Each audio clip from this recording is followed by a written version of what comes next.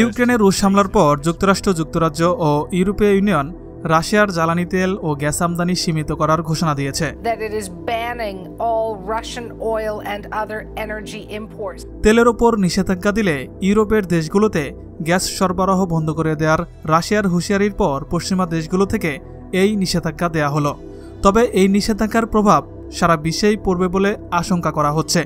ডিবিসির খবরে বলা হয়েছে, রাশিয়ার হামলার জন্য দেশটির বিরুদ্ধে ইউক্রেন নিষেধাজ্ঞা আরোপের আহ্বান জানানোর পর যুক্তরাষ্ট্র রাশিয়ার তেল, গ্যাস ও কয়লা আমদানির উপর সর্বাত্মক নিষেধাজ্ঞা ঘোষণা করে।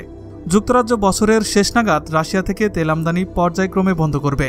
এছাড়াও ইউরোপীয় ইউনিয়ন রাশিয়া থেকে গ্যাস আমদানি 2/3 কমানোর ঘোষণা দিয়েছে।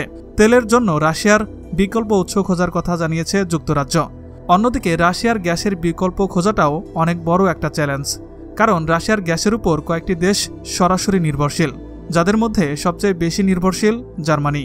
জ্বালানির উপর পশ্চিমা বিশ্বের নিষেধাজ্ঞার প্রতিক্রিয়ায় রাশিয়ার উপপ্রধানমন্ত্রী আলেকজান্ডার নোভাক বলেছেন, রাশিয়ার তেল প্রত্যাখ্যান করলে তা বিশ্ববাজারের জন্য বিপর্যয়কর পরিণতি ডেকে আনবে। তেল ও গ্যাসের দাম ইতিমধ্যে ব্যাপকভাবে বেড়েছে। রাশিয়া তেল রপ্তানি বন্ধ করলে দাম আরও বাড়তে পারে।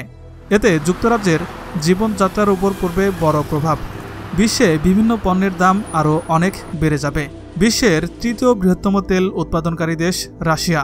প্রতিদিন 50 লাখ ব্যারেল অপরিশোধিত তেল রপ্তানি হয়, যার অর্ধেকের বেশি যায় ইউরোপে। যুক্তরাজ্যের চাহিদার 8% তেল আসে রাশিয়া থেকে। তবে যুক্তরাষ্ট্র রাশিয়ার তেলের উপর ততটা নির্ভরশীল নয়।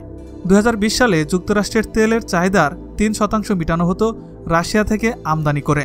জ্বালানি নীতি গবেষণা বিশ্লেষক বেন ম্যাকউইলিয়ামস বলেন, গ্যাসের তুলনায় তেলের উৎস খুঁজে পাওয়া সহজ, কারণ গ্যাসের পাইপলাইনের স্বল্পতা রয়েছে।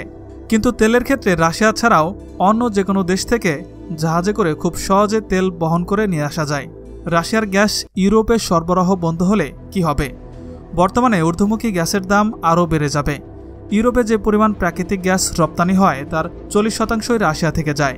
রাশিয়া যদি গ্যাস সরবরাহ বন্ধ করে তাহলে সবচেয়ে বেশি বিপদে পড়বে ইতালি ও জার্মানি।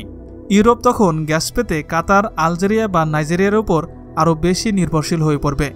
কিন্তু এসব দেশে দ্রুত গ্যাসের উৎপাদন বাড়ানো খুব কঠিন। যুক্তরাজ্যের মোট গ্যাসের 5% আসে রাশিয়া থেকে।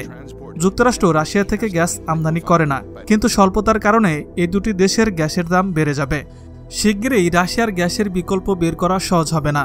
গবেষণা সংস্থা রুগেল বলেছে, রাশিয়া গ্যাস না দিলে ইউরোপকে তখন যুক্তরাষ্ট্রের তরলীকৃত প্রাকৃতিক গ্যাসের উপর নির্ভরশীল হতে হবে। যুক্তরাষ্ট্রে পেট্রোলের দাম 2008 সালের পর সর্বোচ্চ হয়েছে।